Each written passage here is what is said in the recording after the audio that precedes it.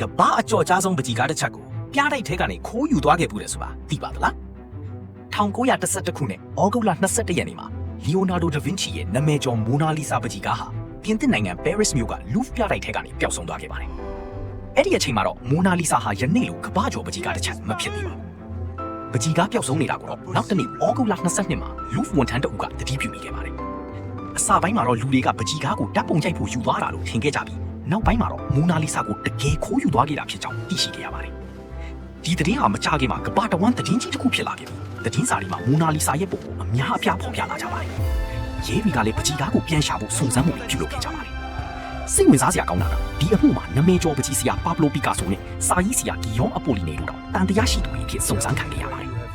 ဒါပေမဲ့တကယ်ခိုးယူသူကတော့ဗင်ချန်ဇိုဘရူဂျီယာဆိုတဲ့အီတလီလူမျိုးလူဝင်ထမ်းဟောင်းတဦးဖြစ်ပြီး1913ခုနှစ်မှာအီတလီနိုင်ငံ Florence မြို့မှာရောင်းချမှုကြိုးစားစဉ်ပြန်လည်တွေ့ရှိခဲ့ပါတယ်